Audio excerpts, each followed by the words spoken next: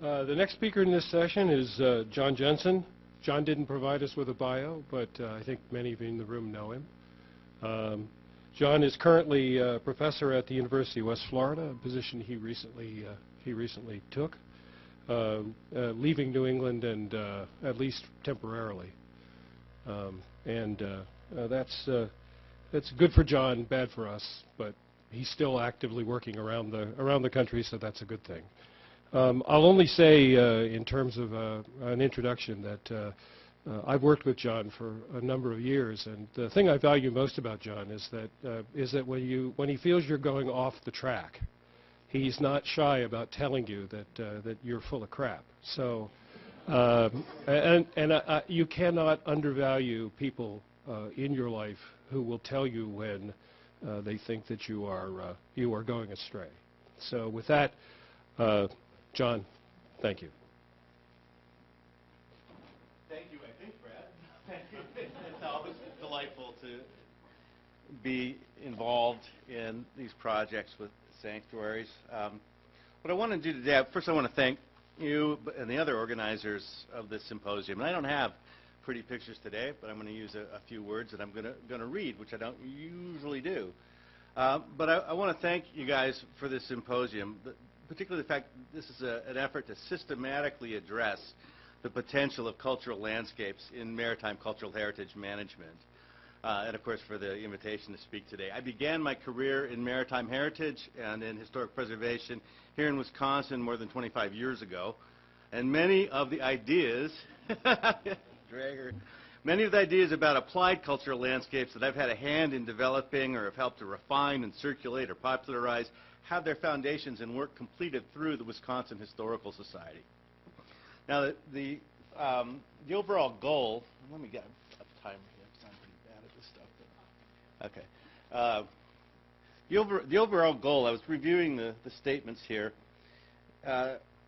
is to, quote, suggest standard definitions and best practices to the preparation of preliminary guidance materials for incorporating maritime cultural landscapes into the National Register evaluations. And now determining clear standards, we're very clear to include these landscapes in national registers. It's vital. It's vital to bring order and, I hope, more consistency and higher quality to the management of cultural heritage in the coastal zone and in the expanding issues of the continental shelf. Now, the objective of the symposium is, quote, to provide a platform to exploration of MCL and its role in the investigation, evaluation, and management of terrestrial submerged maritime cultural resources. Now, this objective, I think, is more important than the goal in some respects. For the objective, with a little bit of imagination, emphasizes increasing our understanding of complex historical and human relationships and associated policy issues. This is critical given the intensity of human uses on the coast, the growing impacts, or at least our growing awareness of climate change, and the rapid expansion of human economic activities offshore and along the coast. So it's where the action's at. It's frankly where the action's almost always been at, but it's much more intensive now. Now, thanks in large part to the visionary work of Dave Cooper, the first Wisconsin underwater archaeologist, the state's long been at the forefront of submerged cultural heritage preservation in the United States. With Cooper and Paul Crease's 1991 multiple property nomination, Great Lakes Shipwrecks of Wisconsin, the Historical Society, affiliated archaeologists, generations of volunteers have added, I guess now the count was 59 shipwrecks to the National Register, and that's a big deal. Now, going back in time a little bit to the late 1980s and 90s, this was the pioneering days in some respects of public underwater archaeology in Wisconsin and in other places. Some of us may have come across as a little brash and occasionally a little righteous. We were not arrogant. We might have seemed that way once in a while. But we had a zeal that extended way beyond just the technical preservation of shipwrecks. It became rapidly not enough just to do that. We wanted to make them accessible and meaningful to the public. We were trying to preserve and to recover not just things, and we didn't pull stuff up, very bright thing that was laid down early on, but we wanted to recover ideas and find these forgotten relationships or nearly forgotten relationships between the people of Wisconsin and the Great Lakes and rivers that formed her borders. In order to preserve shipwrecks, we needed to find broader meanings, not just their official historical significance. Although we began documenting individual shipwrecks, we organized our field work and inventories regionally: Door County, the Apostle Islands, Mid-Lake Michigan, the Mississippi River. And this spread into how outreach was conceptualized and, took form in things like the influential Maritime Trails program. Looking back more than 2 decades, aside from the fact I have less hair now, I see that we were thinking in cultural landscape well before we began to use the term officially here. We naturally began to use these cultural landscape approaches to look critically at the coastal and maritime world and to figure out how we were going to engage with communities. Now, moving on to the topic of historic preservation, the first attempt, as far as I'm aware of, to explicitly try and use cultural landscape in underwater archaeological preservation in Wisconsin began in the wake of a closely watched legal dispute over the wreck of the Racinko, a yacht found, looted, and claimed in Admiralty Court by a well-known wreck hunter and salvage diver, Paul Ehorn. U.S. Court of Appeals 7th Circuit decision in Ehorn v. sunken vessel known as Racinko did a number of things, but it reaffirmed the Abandoned Shipwreck Act proviso that said that wrecks in state waters that were determined eligible for the National Register or on the National Register were, the title went to the states. Now, that decision, when it came down, did something important. It elevated the importance of the register as a maritime preservation tool, at least here in the region where the 7th District jurisdiction held sway. And at the time, and memory is notoriously bad, but looking back, it seemed that the logical conclusion that a number of us came to was that securing National Register eligibility, or better yet, a listing, now, in addition to the normal protections that or influence that a National Register listing would have, getting a DOE or a listing really gave some particular protection. It was more important than ever, and it seemed really important to come up with a time and cost-efficient way of trying to be as inclusive as possible on the National Register. And so by this point, I'd moved on to academia in the East, but I kept my fingers involved, and I was working with underwater archaeologist Russ Green at the time, and later his successor, Keith Meverden.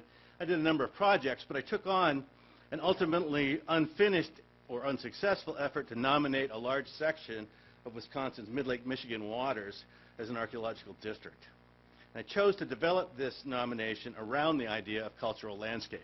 I don't have time to get into the details of all of this, but I read deeply in a lot of these things. I worked out a lot of ideas. And ultimately, I synthesized my research in an unpublished technical report for the Historical Society, Pieces, Patterns, and Pasts, toward a cultural landscape approach to maritime cultural resource management and study in western Lake Michigan. This report evaluated the area that conveniently now may become a national marine sanctuary. And I evaluated this area and its shipwreck-related cultural resources as defining features in a rural historic landscape that I called the Western Lake Michigan Transportation Corridor. After laying out the theoretical foundations for cultural landscape and an Atlantic cultural context for the corridor, the report described in some detail how each of the 4 processes and 7 component categories of National Register Bulletin 30, Guidelines for Evaluating and Documenting Rural Historic Landscapes, applied or may apply to the region and its submerged resources. And I've done this in some other places since that time. The report recommended integrating emergent cultural landscape-based archaeological and preservation theory with the new analytical and mapping capacities of GIS through a cultural landscape framework. Embracing the results, I argued, would improve the analytical content of Wisconsin's maritime historic preservation documentation work while quickly expanding National Register coverage over a much larger number of Wisconsin shipwrecks. Now, I pushed things too far, too fast, and that's true. The technical issues associated with defining boundaries were problematic, and it really stopped the draft nomination cold. However, the intellectual content of the report and the process of doing the draft nomination really became one of the foundation elements of a lot of later work that has led to a more developed applied cultural landscape approach that some of us call CLA, parts of which have influenced the MPA stuff, but we do various things. But the point is the ideas were powerful, they worked, and it was an important moment, I think, in developing at least how some of us think about cultural landscapes. Now, what I'm going to talk about now is adapted from that report, because I think, again, part of the problem is the timing wasn't right before, and we didn't have all the technical details together, and that's one of the things this symposium is working at. Now, then it showed a beautiful picture of Wisconsin's state seal, which is on the state flag. The Wisconsin flag contains powerful symbols of the maritime imprint of the state's culture. The emblazoned anchor, caulking mallet in the grasp of a powerful hand and arm, and blue-jacketed mariner can be read as cultural and historical symbols that represent the introduction of Atlantic world technology and culture to the freshwater frontier during the 19th century. Sharing iconic space with the images of the miner, bars of lead, a cornucopia, pick, shovel, and plow, the flag depicts in graphic terms the implicit and explicit interplay between the natural environment and Wisconsin's pioneers. To move forward, as instructed on the text at the top of the seal and the flag, one had to break up the soil to unleash its fertility, delve into earthen depths to release trapped mineral resources, and tame the tempestuous Great Lakes by converting stands of virgin forest into good ships manned by strong and able mariners. The complex interplay between culture and nature, whose signature is written boldly across the Wisconsin flag, is the hallmark of cultural landscapes. This important way of organizing our understanding of the historically evolving and continuing relationships between society and the environment. Cultural landscape is increasingly recognized by the historic preservation and cultural heritage professionals agencies worldwide as an important category of tangible and intangible heritage resources, and a really important way of interpreting the past. There's all sorts of virtues to this that have been talked about: cultural pluralism, multivocality, and I don't have time to get in all of this stuff. But put differently, cultural landscapes reveal much about the interplay between places and processes, which leaves ample room for multiple cultural groups to derive or to impose meaning upon geographic space. And I'm not going to get into Sauer and all of the things that are in here, because we know a lot about this, but the point is these are some quite old ideas. And in the applied kind of landscape work that I've done, and we do at the University of Rhode Island and other places, the Westerdahl stuff doesn't really apply as much as the terrestrial elements of all of this. Now, in the Great Lakes region, among other places, shipwrecks and other cultural materials deposited on bottomlands and along the shore can be evaluated as a single or as a series of nested cultural landscapes that reflect distinct, although often related, historical contexts and cultural orientations. And maritime cultural landscapes have a great potential for yielding archaeological, historical, and cultural information about Wisconsin's past. And we've looked into this in a number of ways. Among of its values is, depending on the question you're looking at, applying the landscape framework to western Lake Michigan, for example, in its submerged resources, it has the capacity to bring historical and anthropological questions to light, questions that both encompass and transcend even state and local boundaries into the international sphere, and it will allow Wisconsin's maritime past to be read in national, international, as well as local contexts. Now, I did attempt to put together, at the time, a nomination, and I'm going to read now my significant statement at the time, and I would write it slightly differently now, and I've done a whole lot more work with Noah on this topic, but I still think it's relevant because it's using the tools of the register as they exist today, and I think that's the important part, is coming up with a way to do that. Don't write the new book. The West Central Lake Michigan Maritime Heritage Archaeological District is a long, linear, rural, historic, cultural landscape that qualifies for listing on the National Register of Historic Places under criterion A and D. A watery highway of national importance, the transportation corridor is intimately associated with transportation, settlement, and industry in Wisconsin. The natural environment and related collection and spatial organization of objects, sites, and structures associated with historic maritime transportation on Lake Michigan offer a rich tapestry for exploring human responses to the problems and opportunities associated with frontier shipbuilding, settlement, commerce, and the advent of large-scale agricultural and industrial development. The West Central Lake Michigan Maritime Heritage Archaeological District consists of a section of a navigation corridor that has constituted the principal route down the western side of Lake Michigan during the 19th and early 20th century. A regional highway, the corridor also provided critical points of access, connection and exchange between maritime communities, both large and small.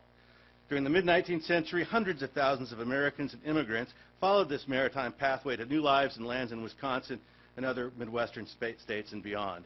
As these settlers developed the landscape, the corridor provided a critical avenue for carrying surplus products to market and for bringing goods in from other regions and other nations.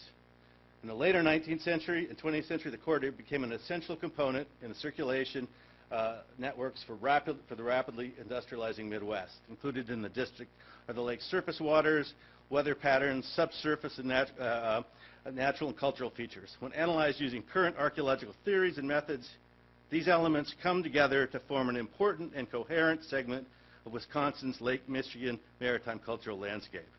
This landscape has documented associations with three of the historic contexts identified and well developed in the multi-property nomination Great Lakes Shipwrecks of Wisconsin, the early industries, fishing and lumber and agriculture, settlement and package freight. Further research could well identify additional historic contexts.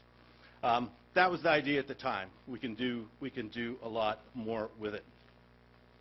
In subsequent time, and I want to wrap up here, in later time, I've been able to go back to look at the landscape of that area to help create data and insight for this designation process. And one of the things that's become very clear in the last 10 years of working on these kinds of projects and trying to figure out how to do it in multiple sites in New England, the Mid-Atlantic, Alaska, other places on the Great Lakes, is that adopting a cultural landscape approach as a way of looking at the world yields information that can be clearly useful in management.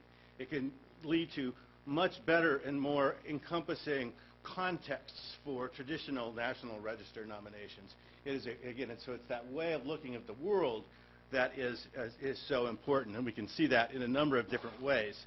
And I don't have time to get into some of the specific things for Western Lake Michigan, but in each place that we've gone to, this approach tells us something about these relationships that we did not know before, and in ways that directly tie not just to interpreting history or assessing significance, but it can help to tell us how we might want to manage these resources, where the vulnerabilities are. How has the human history of regulation of these spaces helped create the landscape that we have today? So that's in the big picture of these things. So I'm going to wrap it up with this because I can keep going for a long time. But I'll really end with just this one element here, is that, as I started with, that really we're in a position where I ran into trouble before. We didn't have the language to use this in the regulatory constructs that we live with. In 10 years, we've learned a lot. I think what we need to think about now is how to create that language to include landscapes as a subset of existing categories, but really to work on these languages. The big ideas, I think, are there. They're strong, and it's the time to collectively create the language to make those linkages. 10 years ago, I was kind of shooting off my mouth, and I believed in what I was doing, but all the parts weren't there. The time is now. Thank you.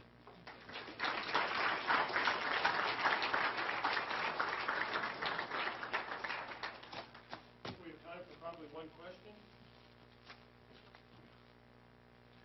You mentioned technical details throughout your initial attempt.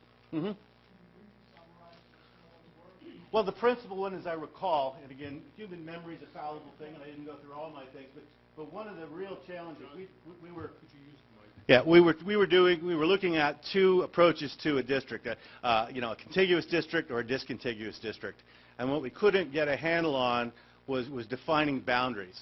Whether justifying the big boundary, that seemed to be too much for many people, and then going with a discontiguous boundary, trying to figure out how you would break that up, not only determining the justification for the spaces surrounded, but trying to come up with a justification for the things that were not included.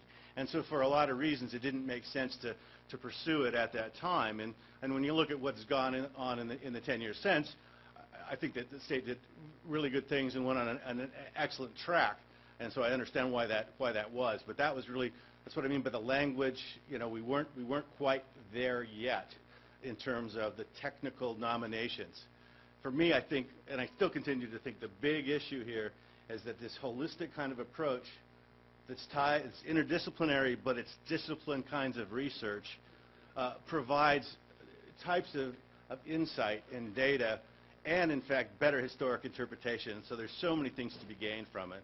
And it has a value, as Dr. Grusing was talking about, to bringing in natural resources. And so there's much to be gained from this. But in the time, we did the best we could. And so, yeah, hopefully. Other questions? Thank you. Thank you,